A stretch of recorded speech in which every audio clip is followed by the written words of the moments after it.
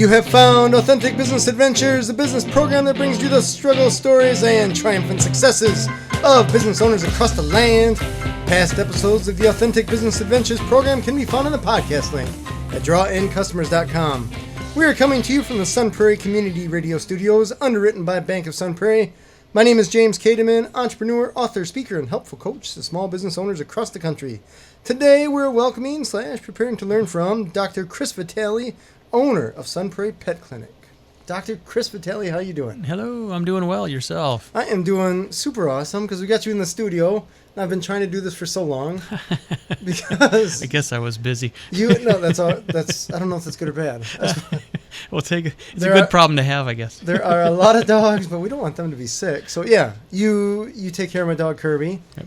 And she's doing great. She's doing well, yeah. I have you to thank for the majority of that. Is she healing up good after that work? She is, yeah. I took her to get inspected today, and she's all good. Excellent.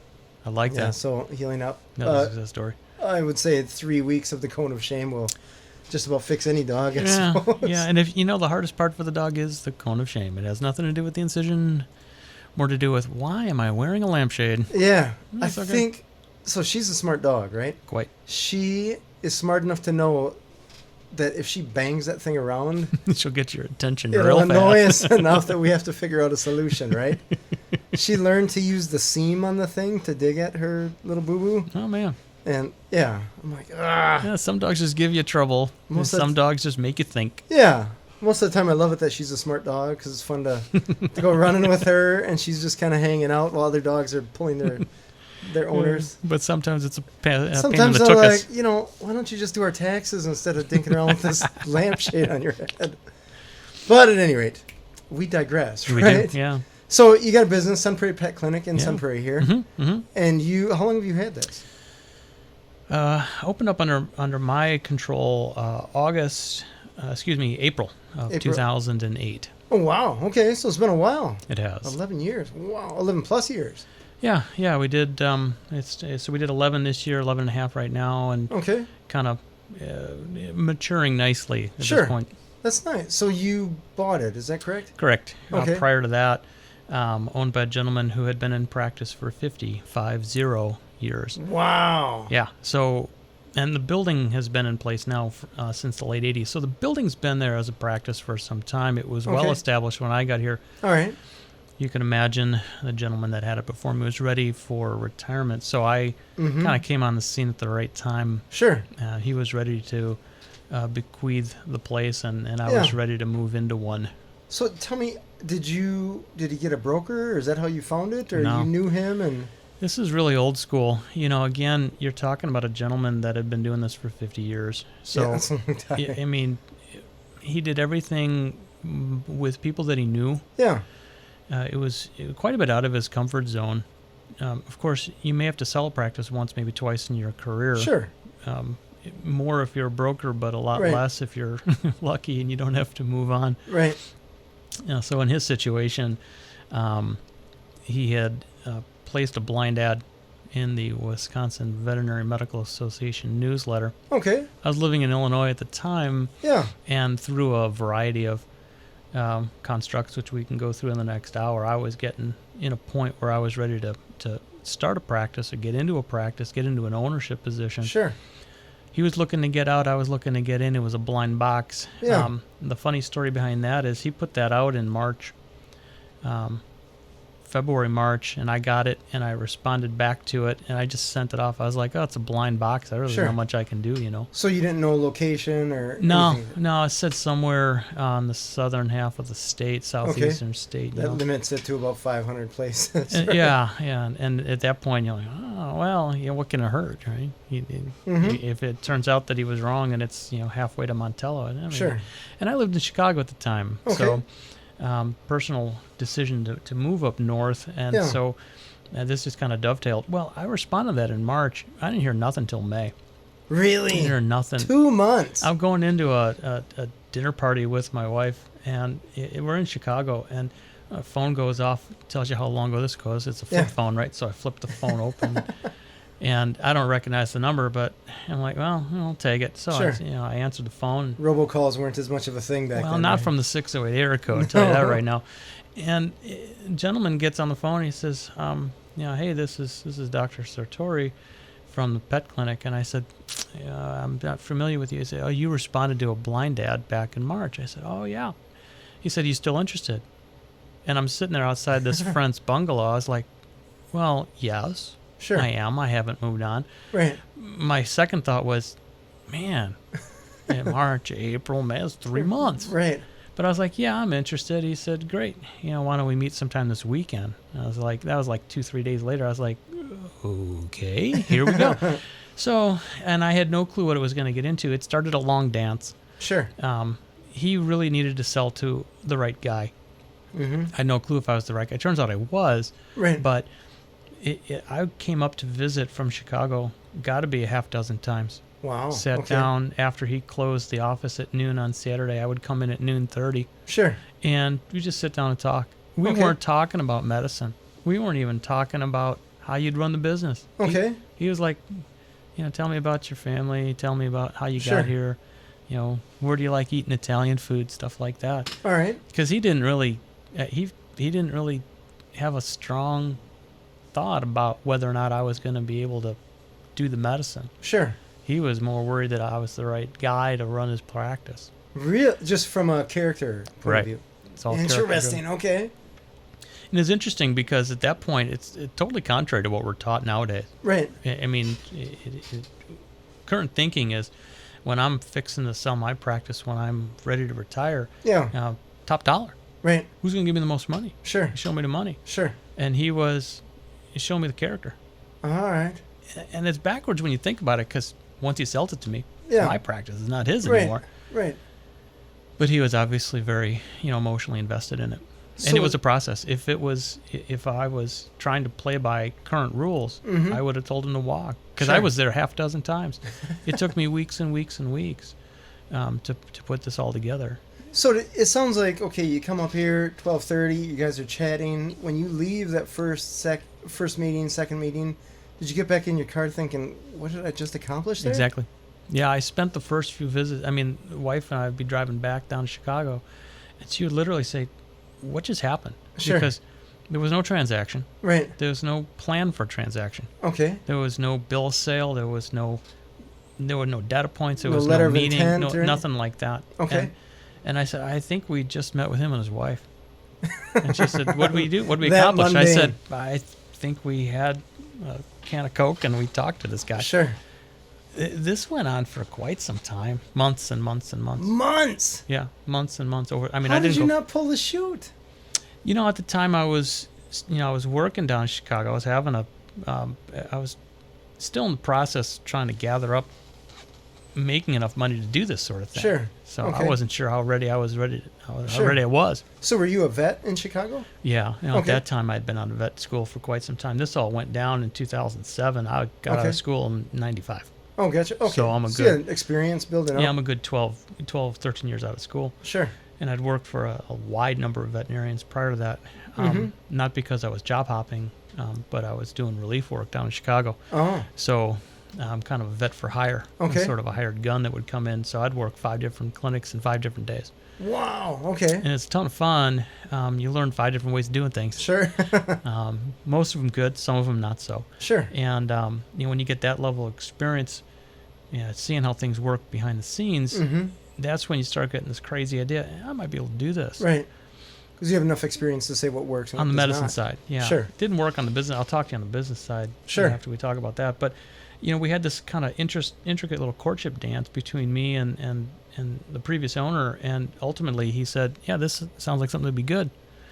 And that's when I had my wife, who's the CPA lawyer, Yeah. and she had to step in and kind of drop the papers. But if you mention the word lawyer or something like that to him prior to that, or letters of intent, or Sure.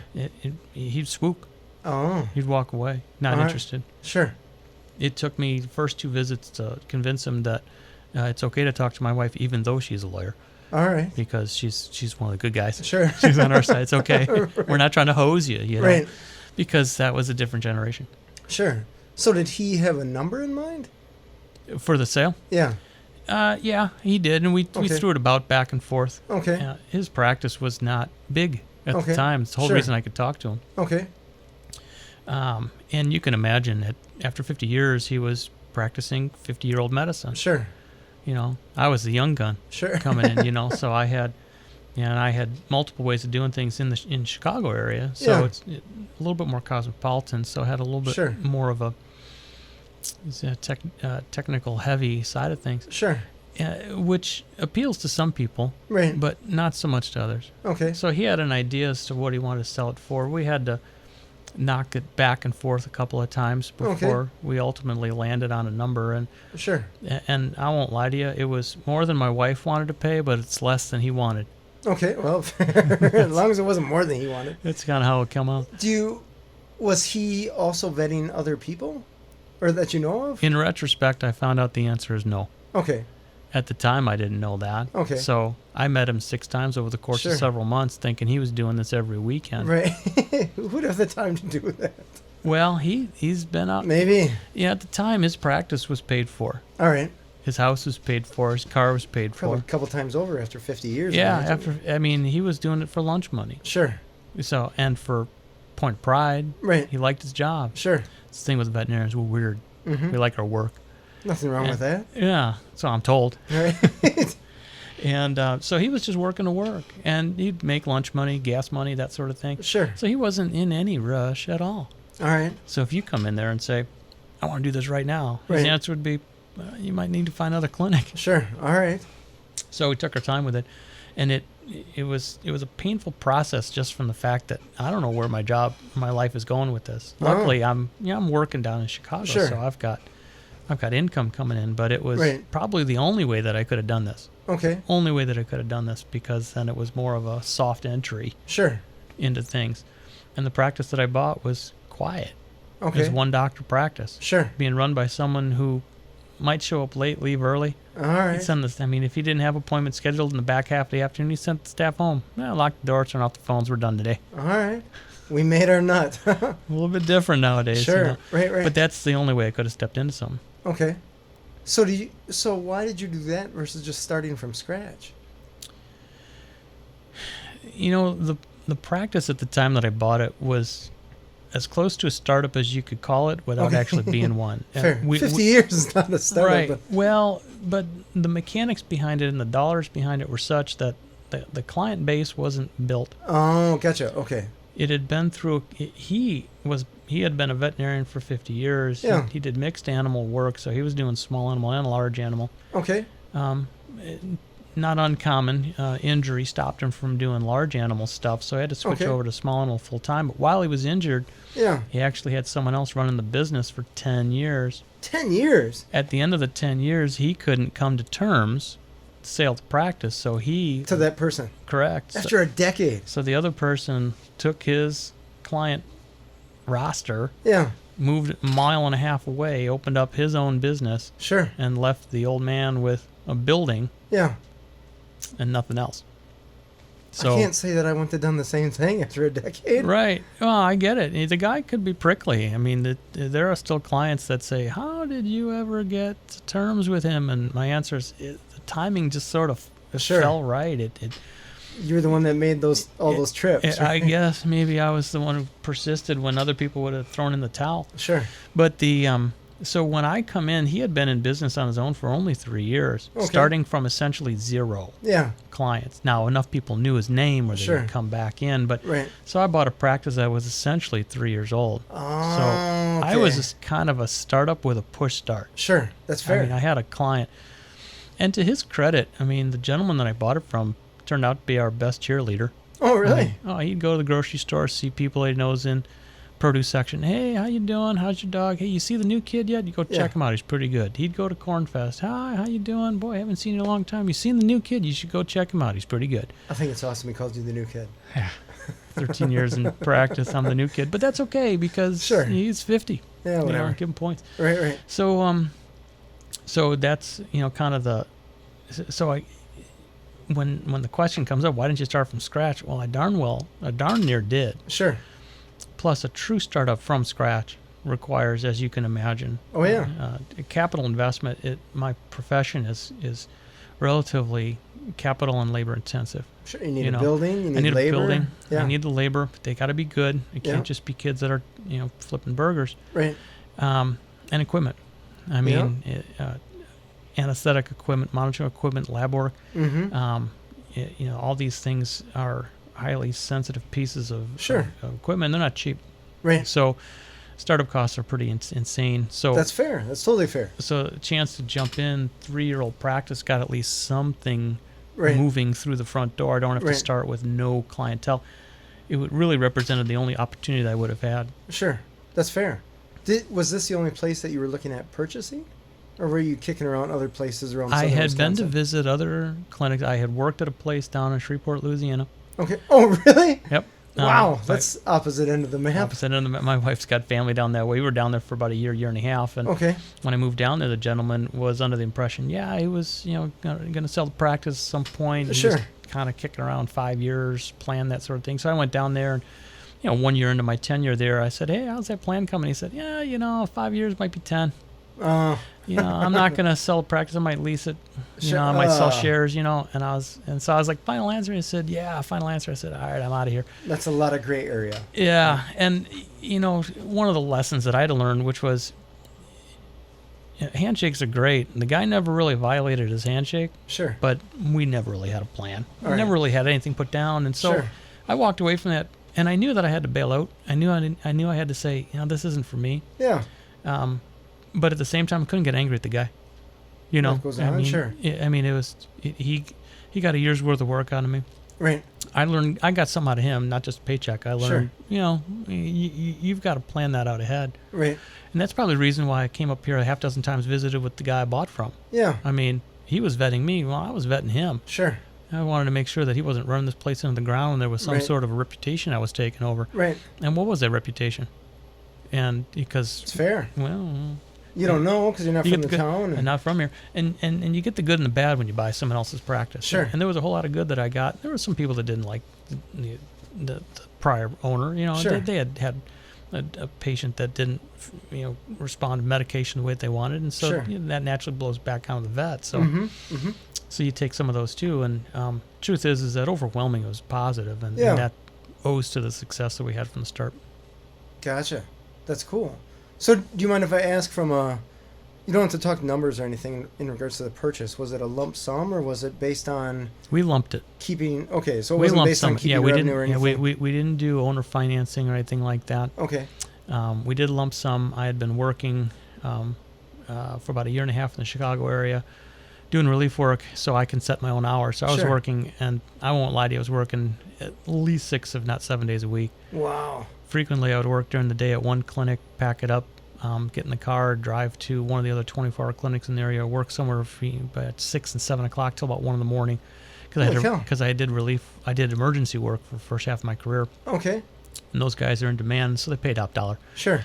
And then I would work until about 1 o'clock in the morning, get home, eat something, go to sleep, crash for about 4 or 5 hours, do it all over again. Wow. And you got real tired, but at the time, but it was lucrative. Sure. I mean, I had no insurance. Luckily I was covered under the wife's insurance. Sure.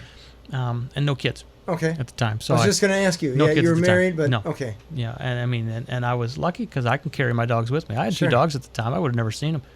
But I told everyone I was working for, I was like, if I'm working for you, I'm bringing my dogs to work. And they're like, sure, put them in the back. Funny. So I'd be driving around town with my Mazda 3, my dog's in the back. Right. That's what I did. I did it 6-7 days a week, sometimes 1 or 2 shifts a day. Holy cow. And so we were able to purchase a practice. Sure. Lump sum. Okay. The practice certainly wasn't worth a ton of money. We didn't pay a ton of money. Right. What that means is that I went from working 6-7 days a week, and I purchased a practice where we might have seen a day's worth of work every 4 days. Oh, okay. It was so it was almost a startup. Okay. It was a significant deceleration. Oh, yeah. I'd see 1 or 2 patients in the morning where I had 8 slots. Sure. And then in the afternoon, I'd see 1 or 2 patients where I had 8 more slots. All right. And I was definitely living off the wife's salary for the first 3 years. Okay. That's the way it goes. Yep. Startup. That's fair. That's totally fair. I mean, it's essentially startup. I mean, we did not make money. We didn't pay our own bills for 3 years. Okay. Well, that's fair. Yeah. That's fair. That's just a thing. totally understand. You first start your business, you're not making money on day one. No, It's we rare didn't. anyways. No, and then in the second 3 years, we started paying our own bills. Okay. And that means I was paying the staff. It wasn't necessarily paying me. Sure. I took home a couple of bucks, but really still living off the wife. It was the third 3 years Mm-hmm. that we started to see the growth curve kind of hit that parabolic point. Sure. It was kind of Right. really low at the point, but then all of a sudden it starts to take off. And that's because we don't advertise. You don't see a lot of advertisements for veterinarians. That is true. Look, think about it. When's the last time you heard a radio spot? When's the last time you saw a billboard? When's the last time you saw anything for a veterinarian? We don't advertise. Yeah. But what's the best advertising? Word of mouth. Word of mouth, yeah. How long does it take? It takes a long time. You only see 4 patients a day. Sure. Right. But, Talk a lot, guys. yeah. And at the time, 2008, where was Facebook? I Didn't kick in really till 2010. Yeah. So you just tell those 4 people, hey, if you liked what you saw, tell your family, have them come on in. Sure. And then you sit back and wait. Right. How often do I see my patients? If I'm doing my job and they're healthy, once a year. Yeah. Once a year. Yeah. So, how long does it take to build up a clientele? It takes at least a couple of cycles. So for the first 3 years, we grew, but Right. we weren't killing it. Okay. The second 3 years, we grew. We still weren't killing it, but at least I could say, "Hey, look, we paid our own bills." Sure. That's a plus. Look at this black in the bank. Oh my lord! And then the second 3 years is when the growth curve started kicking. We've been there 11 years now. Sure. And again, it is parabolic because up until 2016, through 2016, I was a 1-doctor practice. So I was there from 2008 all the way to 2016 by myself. Yeah. 2017, I brought on a part-timer. Very cool. So I was busy enough to have part-time work. Sure. She went to 3/4 time. Okay. End of 2017, purchased another practice. You purchased another practice. Yep, another one in town. Okay. Their doctor came on. She came on as a part-timer, so I made my part-timer full-time. So now I got 2 full-timers, me and my part-timer. Took on the previous owner of the other hospital part-time. Yeah. She was there for a good chunk of time. She was ready for some time off of work, so she took time off of work in the summer of 18. Okay. So that means I had 3 doctors worth of work. 2 doctors. And 2 doctors doing it. All right.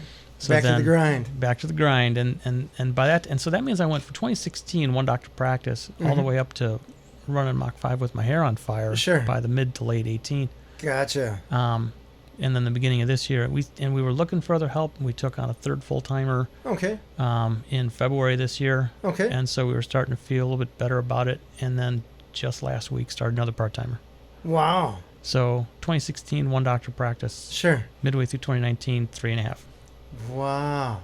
And That's crazy. That's the parabolic. I mean, it starts out slow and you're building a relationship and you kind of get it going. But then once it kicks off, hang on, buddy, because the Bronco just got out of the chute and it's going to try to kick you. So tell me about the second practice that you bought. Were you looking? No, that was a interesting situation. There's another practice in town, great practice. Yeah. A real strong relationships with their clients. Mm-hmm. But she was ready to sell the practice. She's about my age. Okay. And she was ready to sell. Just because the business side was getting too overwhelming, or it wasn't fun? Yeah, there's a lot of aspects with running a practice, and a lot of people think if you're a good doctor, everything is hunky dory, and boy, you better be a good doctor. Sure. But the other aspects of it really wear on you. Mm-hmm. The employees, and you don't go to school for it. Yeah. And it's so I'm lucky. I've got a support group because my wife, is the CPA lawyer, so she can handle a lot of the back end stuff. I'm doing a lot of the medicine stuff, the medicine stuff. Yeah. But the other practice, I mean, they were ready to. She was ready to sell, and I was at a point where I had the luxury to contemplate it. All right. And did she present it to you, or did you just I notice threw it? it out. How did you find out? I threw it out as a phone call. Okay. I mean, I had heard through the grapevine she was trying to sell, but Gotcha. not to me, somebody else, and I had a ton of respect for her and the work that she does, and she had seen some of my patients over the years, just knowing that hey, there's another guy across town who seems to be a good doctor, Mm-hmm. So we had good, favorable feelings of what each the other was doing. Yeah. And I talked to her and I said, hey, how's the sale going? She said, oh, not as good as we wanted it to. And I said, well, if things don't work out, give me a call. Right. She called me back about 30 minutes. and Nice. and it was she was ready to sell, and Sure. and it worked out well. I had an opportunity to contemplate purchase or merger, and she Right. was ready to do it. And it gave me, and this goes back to a business decision, right? Right. Do I say no to that opportunity, Right. have someone else buy it, Mm-hmm. or do I say nope? Strategically, it'd be a wise choice to get these practices together. Right. One, because it builds my practice overnight. Yeah. Number two, it keeps someone else from becoming my competitor. Sure. That's fair. You know, and I never saw their practice as competition. Right. That really wasn't the case. It was more a matter of someone else might come in who might have the same kind of initiative and drive that I do, Sure. and that would pose not an existential threat to my practice, but certainly would slow down threat, growth. sure. Yeah. Sure. That's fair. Interesting. So, what have been some of the biggest challenges as you grow exponentially, essentially? I mean, by and large, I mean, you start getting that kind of growth rate. And I was, you read about it, and people tell you, hey, be prepared if things start growing, because, you're going to have some groundwork laid for policies, procedures, stuff like right. that. The systems in place. Yeah. Yeah, you got to have systems in place. And a lot of the systems I had in place were effective, but they were never codified. Okay. And so, by and large, the biggest problem that I have is not the medicine. Mm-hmm. You want to get me busy? I don't care. You just work in the emergency room. I'm Right. fine with being busy as a doctor. Sure. Personnel. Right. I mean, when I'm not busy, it's one doctor, two technicians. Sure. Staff meetings was, I'd come out of an exam room and say, all right, that worked pretty well. Let's do that again. Sure. Staff meeting over. done. And then you get up to 2, 3, now 4 doctors. Mm-hmm. Technicians, that 6, 7 technicians. Sure. Throw on 2, 3 receptionists. Right. We're big enough now. We have a youth apprentice All right. Oh, from wow. the high school in, and she doesn't have a lot of say in policy, but Sure. you start getting more people into the mix, and Yeah. you have to find a way to balance all the flavors so that you're Right. still moving in the right direction. Mm-hmm. And the biggest challenge, because there's no training in Right. veterinary school about how to manage people. Okay. That's Um, fair. How do you manage cases? How do you manage medicine, surgical stuff? Sure. And people think that's tough. And it is. Don't get me wrong. Obviously, after doing it for a while, you get pretty comfortable with it. But Right. then someone comes to you and says, "Oh, one of your technicians has kind of a beef with the other one. They're waiting in your office. Why don't you go hash it out?"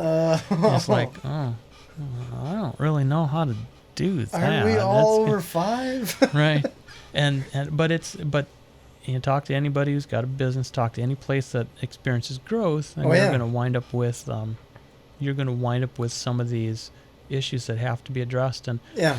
a couple starts and stops over the course of time. Sure. You learn what worked, and so I found that I've got my systems, most of them written down, but then they also evolve. Mm-hmm. So you're working hard on getting your systems in place, broken down Sure. between what do we do, the client aspect of it, the patient aspect of it, interactions with ourselves. Right. You try to codify these things, but of course it can't be black and white. Gotta have shades of gray, and There's there's gray area, yeah. there's some things that are very clear. Right. There are some things that you do and don't do when you're at work, but then there's other things that are just kind of, hey, what if, and Right. That can be an endless it can rabbit be hole, endless. right? Yeah. And so the problem, you, at least from that aspect of it, you can really get yourself lost in the minutia. Sure. And there's no amount of delegating that's going to help you. Mm-hmm. There comes a point where you do have to say, I've written down what I need to write. Mm-hmm. The rest of this is going to, it's probably like Constitution. Mhm. And framers had it right in the 1700s. Right. Here's the rules. Yes. But then you do have to have systems in place that allow you to change it as you go. Mm-hmm. And luckily, I can change my policies faster than United States of America. But Sure. at the same time, it's just as traumatic. Sure. That's fair. That's totally fair. Yeah, I'm reading that book. I guess we were talking about this, about John Adams, right?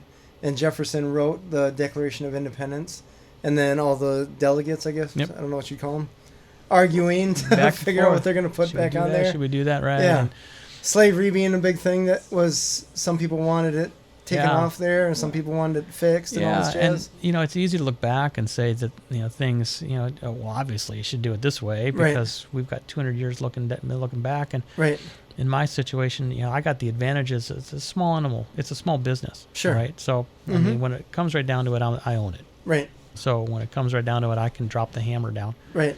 But if you want to, blend what you're doing with the people that are there, you've got to be able to get the best out of people, Mm-hmm. and make it into a coherent message and Sure. a coherent plan Yeah. that allows you to excel at what you're trying to accomplish. That's fair. That's totally fair. And so to answer your question, that's easily the biggest challenge. The biggest challenge I have is not medicine. Right. I mean, I get that, and you have Right. to, and you That's go the to easy classes part. for it. You go to classes for it. You were trained for it in school. Sure. But then ultimately, you're good. Right. But I was, never trained on personnel matters and financial matters. My wife's the CPA, Sure. and that's my secret weapon. All right. Everyone says, well, why'd you buy a practice? And the answer is, well, because I didn't have to worry about the back half of the hospital. Sure. That's fair. So to worry about That's the front a half. huge thing. They're huge, and it's good and bad. Yeah. I mean, you never want to work all day at a place and then go home and talk over dinner about Right. work again. Tell us about these metrics and blah, blah, blah. My Lord. So I still, to this day, I still rely on her a ton Sure. to really guide the back half of the hospital. Mm-hmm. She's successful in her own right. She's Mhm. got her own career. Okay. And so over time, I've had to take on some more of those responsibilities. Not so much the financial legal stuff, that's her thing, but the day-to-day operations, Mhm. the HR aspect of it, Mhm. personnel management, more of that's going to fall to me over time. Mm-hmm. And as long as her career pulls her out of the clinic, then yeah, it's going to be more me, and that's Sure. it's a concern. It's scary. Right. It's a skill I haven't learned yet. Right.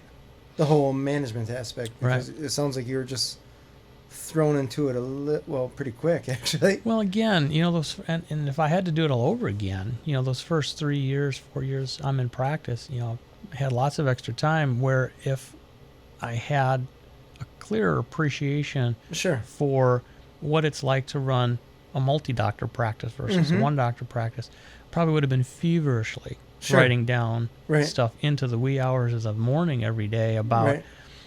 here's how we're going to handle it when we have 4 doctors Mhm. and there's conflict and there's collaboration and there's these things that we need to know about. Right. But trying to gameplay that, Yeah. I mean, it's one thing to read about it. Right. Very true. It's another thing to envision it, and Right. it's another thing to live it. And Sure. I won't lie to you. 2008, think about this for a second. Bought that practice, started the worst Right. The recession in the last 75 years. Sure. I won't lie to you. I mean, we spent the first 3 years saying, no, is this going to work? Maybe we Is messed this up here. going to work? Sure. So I wasn't thinking about writing systems in place for when I was a 4-doctor practice. Right. I was busy trying to make sure that Sure. Can I we held eat line today? on yeah, I mean, and unfortunately, the skills that get you through a recession Mm-hmm. are not the skills that allow you to expand Sure. successfully when you're in a period of boom, Okay. right? Mm-hmm. So, I mean, the same things that got me through the recession, which was, keeping staff lean, Sure. right? When we didn't, I mean, I did a lot of tech work because I didn't hire a lot of extra techs. Yeah. And I didn't outsource anything because I had the wife run the business side of it. I was Mhm. cutting lawn. Right. I mean, I didn't outsource anything. Right. Well, those things hold you back during Mhm. periods of expansion because now if I'm cutting lawn, You're not fixing I'm, dogs. I'm not fixing dogs. I'm not spending Managing time, people. not managing people. I'm Sure. not writing my systems down. So Yep. it's and it's hard when you look back and say, man, I was successful Sure. because I was able to tighten my belt. Right. And then someone says, you'd be more successful if you loosened it up a little bit. I said, Right. I don't think I can do that. Sure. Are you sure? I've been squeezing this I know. thing for so long. And you read these books, and they're by people that are very smart, and I'm sure that they've got everything going for them. Sure.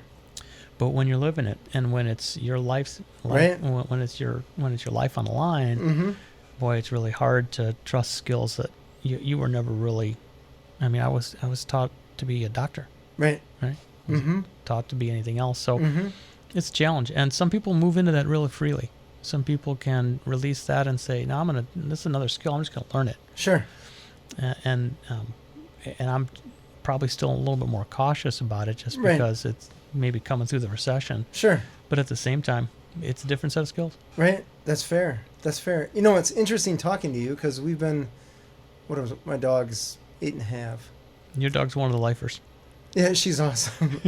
So we've been coming to you for the past 8.5 years, and I can remember first coming to you, and I walk into a business, and you just scope things out, right? What do we got going on here? What can be improved?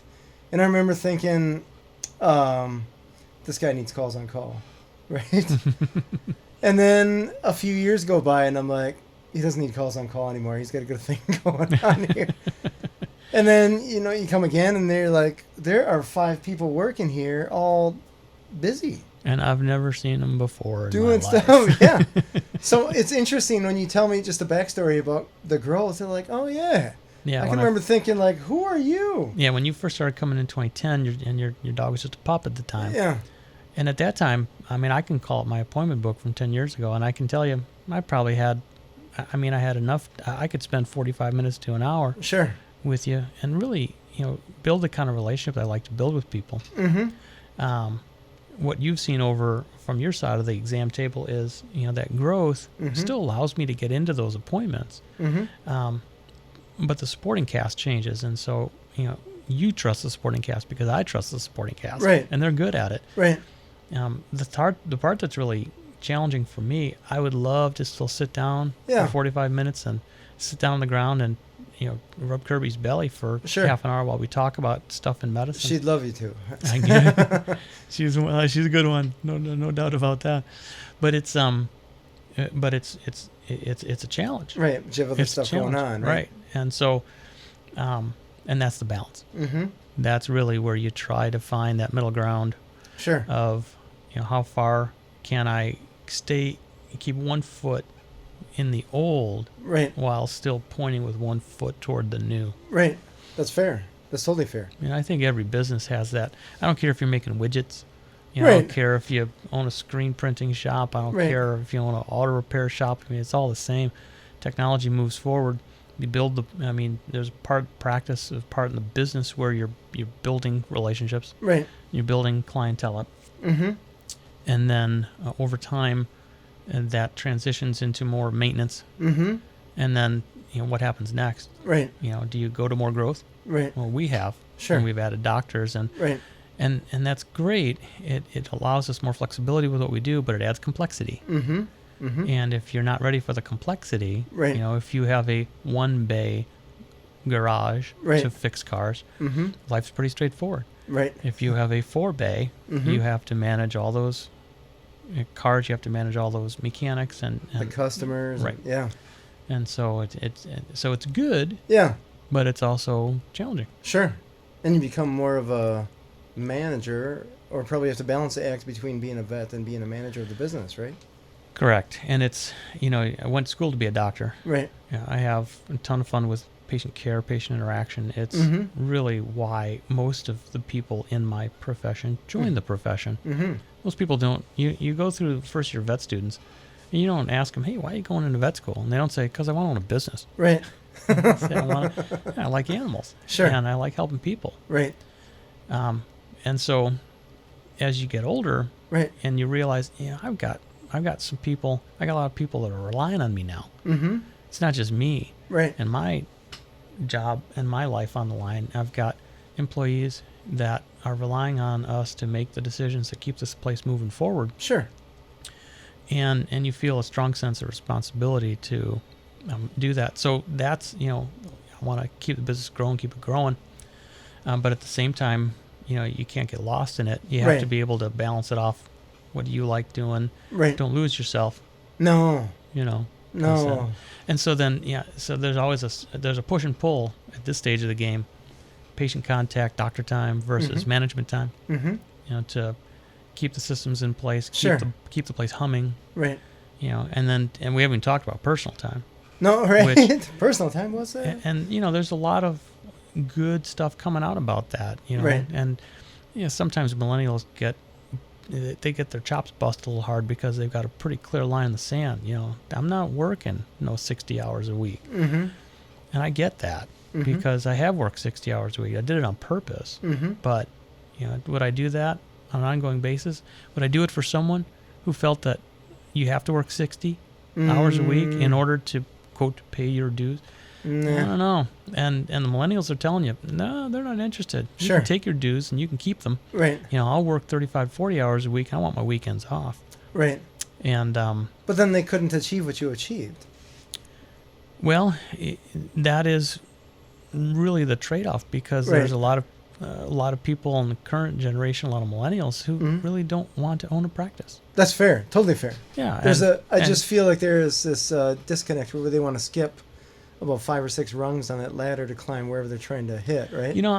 I work with a number of millennials, but they're well educated. They get it. Sure. They know what's going on around them. And a lot of the ones that I work with, I mean, you get them in the workday, they work hard. Mm-hmm. But then after that, they want their free time. Sure, there's nothing wrong with that. No, I respect it completely. Matter of fact, it's a lesson I'm learning. Right. Lesson I'm learning because after I'm done with patient care, after I'm done with management time, after I'm done, trying to get the place running real good, what's left over for me? Right. Because now I do have 2 kids. Sure. I do have a wife I want to see. Sure. And carving that out is a challenge. And I would dare say it's been harder for me to carve out personal time than it was ever for the other stuff. Really? Okay. Because of the drive. It's like, oh my God, I got this place going. I got these people relying on me. I've got to see more patients. I have to write those SOPs. I got to get all that done. Right. That's fair. I can appreciate that. Yeah, and all of a sudden it's 10:30 at night. I'm like, oh, the kids went to bed without me again. Gosh darn it. Right. Well, I'm not going to, I'm not going through this world to miss too many Little League games. Right. So I'm at a point now where I can say, yeah, I'm going to get some more time for me in there somewhere. Right. That's the goal, I imagine, right? Otherwise, what are you doing it all for? That's exactly it. And I think hopefully every business goes through that phase. This is a good problem to have. Mm-hmm. Mm-hmm. I mean, if you're lucky enough to be busy, and you're lucky enough to have that kind of pull, right? The business is pulling you because, it's successful and you really want to keep it going.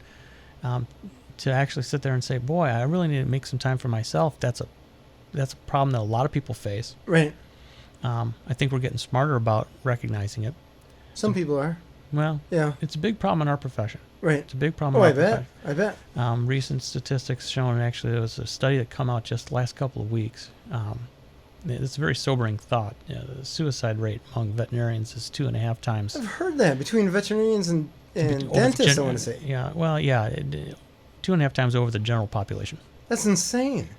It's scary. It's tragic. Considering you're in a position to help other people or pets, whatever. And they feel that's part of the dynamic. These people that are drawn to the profession are helpers. Okay. They highly intelligent, very gifted people.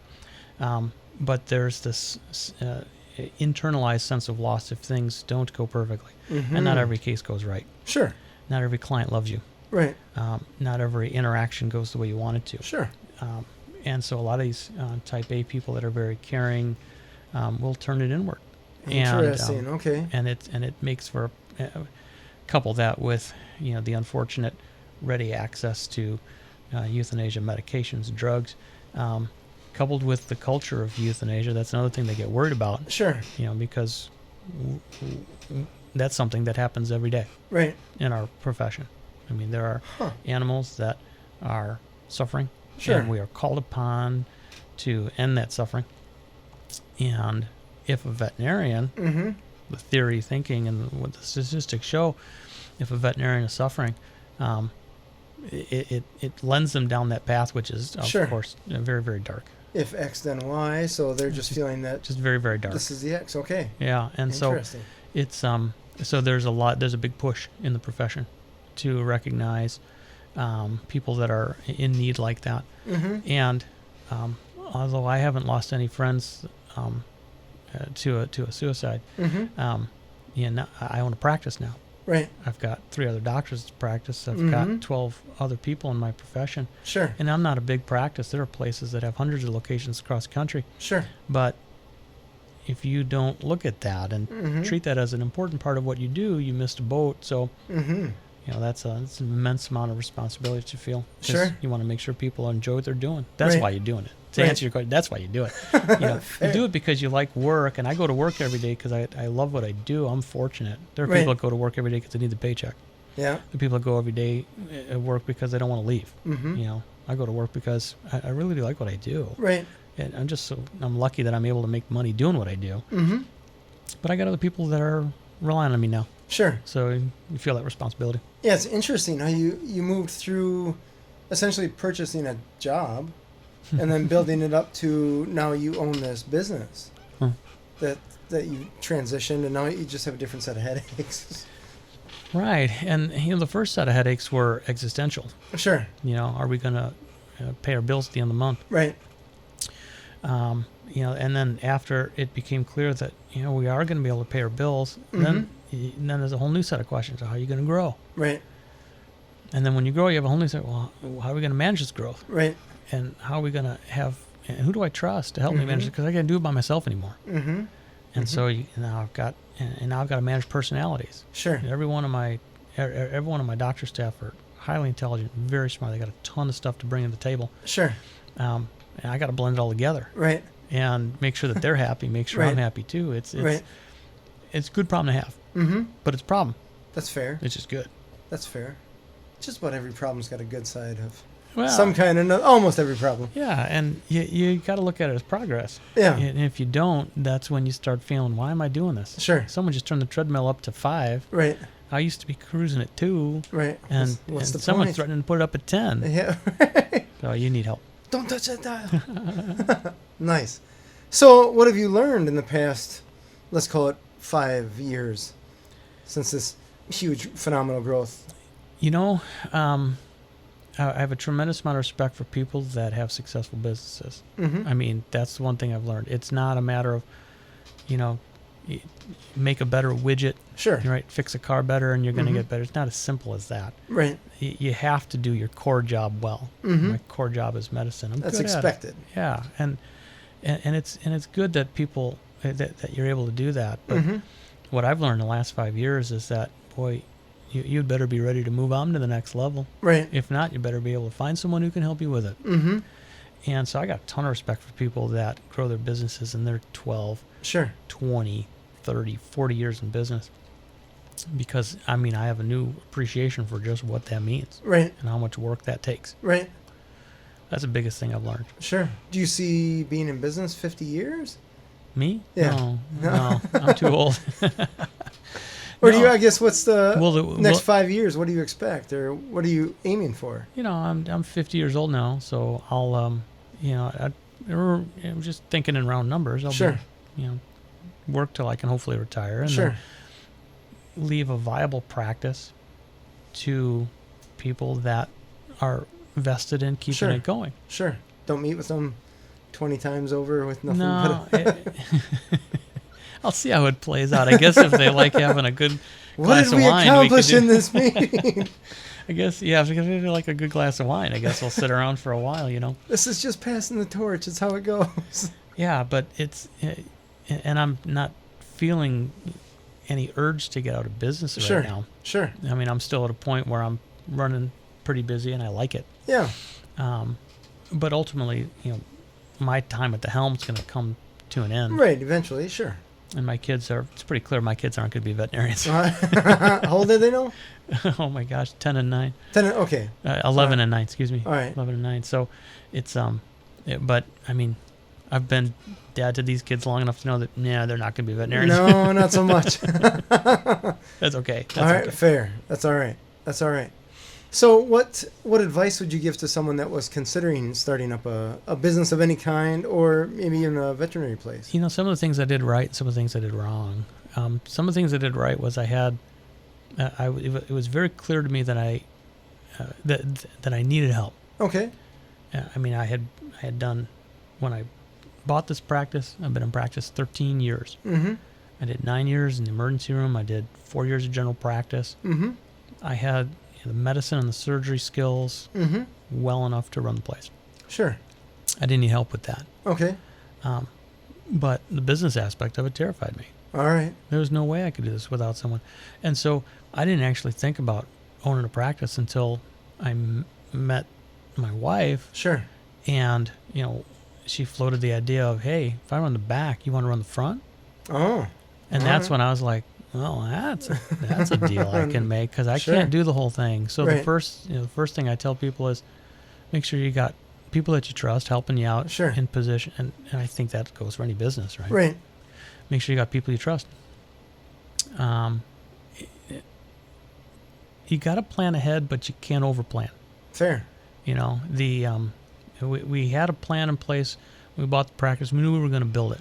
Okay. We knew it needed to grow because it Sure. wasn't building it. It wasn't paying its own bills. Right.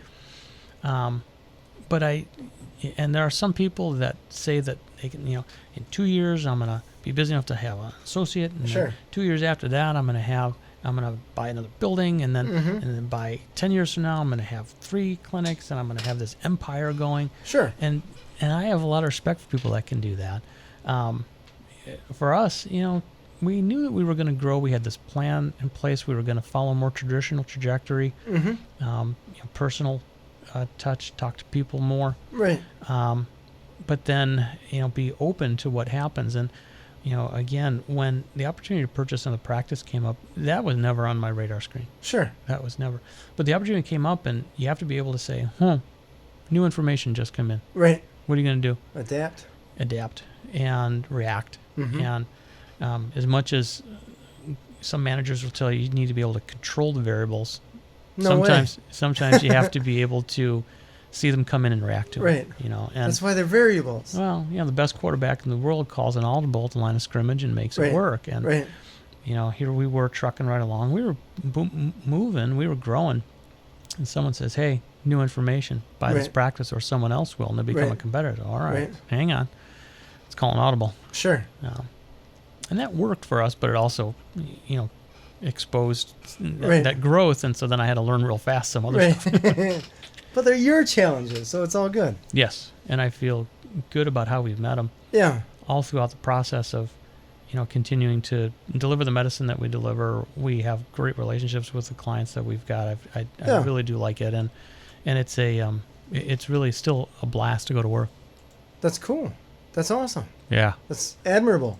There's a lot of people that do not like that for whatever reason. Well, work can be tough. That's why it's called work. That's the name of the game, right? That's the name of the game. So what is your favorite thing about going in?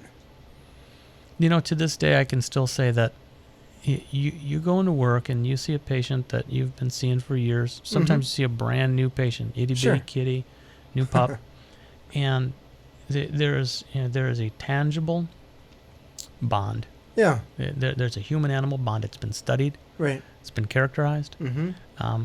The benefits of it have been shown. Yeah. Across. I mean, it's a bond that it's mutually beneficial. It helps the people and it helps the pet. Mm-hmm. And to be able to be part of that, to be able to experience it with people, to be able to nurture it, to be instrumental in keeping it strong and healthy, is head and shoulders above everything else that I do. Sure. I mean, that's huge. Yeah, it's not. I didn't go into practice. I don't drive a Ferrari. Right. I didn't say I'm going to go and practice so I can make buckets of money. Sure. And Ferrari'd be cool. Well, I don't know. I've seen the repair bills on those. You might know. But it's really because if you don't like what you're doing, right? What are you going to do? Fair. You drive yourself up a wall. So. Right. Yeah, it's still, seeing that bond in action, that's what drives people to my profession. It still drives most of the people through my profession. Sure. That's awesome. Mm-hmm. Cool. Well, I appreciate you being on the show here, Dr. Vitale. No, I'm glad to be part of it. I hope there was some enlightenment there somewhere. There was almost an hour's worth, I would say. Yeah. Well, actually, probably 7 hours worth, just packed into an hour. I guess, I talk fast. It goes quick, man. It does. This has been Authentic Business Adventures, the business program that brings you the struggle stories and triumphant successes of business owners across the land, coming to you from the Sun Prairie Community Studios, underwritten by Bank of Sun Prairie. If you're listening to this on the web, please like, subscribe, and share. Those are fancy buttons. We like to use them. My name is James Kateman, and Authentic Business Adventures is brought to you by Calls on Call, offering call answering and receptionist services for small businesses across the country on the web at callsoncall.com. As well as Draw In Customers Business Coaching, offering business coaching services for entrepreneurs in all stages of their business, on the web at drawincustomers.com. And of course, the Bold Business Book, a book for the entrepreneur in all of us, available on Amazon and wherever fine books are sold. We'd like to thank you, our wonderful listeners, as well as our guest, Dr. Chris Vitale, owner of Prairie Pet Clinic. I almost messed it up again. How can people find you? Oh, in this day and age, we do have a digital footprint. What do you know? The internet, more than a fad. sunprairiepetclinic.com. Okay. Phone number. We're very personnel based. Yeah. Walk in if you want. Come on in. 1512 North Bristol. Been there for 20 some years. The building has, and come on in, talk. Nice. Click, call. Trust me, we've got a lot of people like to talk at our place. That's good stuff. I love it. Thanks for being on the show. You bet. Thanks for having me. Find us airing on 103.5 Wednesdays at 1 p.m., Sundays at 2 p.m., as well as at sunprairiemediacenter.com. Past episodes can be found morning, noon, and night at the podcast link, found at drawInCustomers.com. Thank you for listening. We will see you next week. I want you to stay awesome, and if you do nothing else, enjoy your business.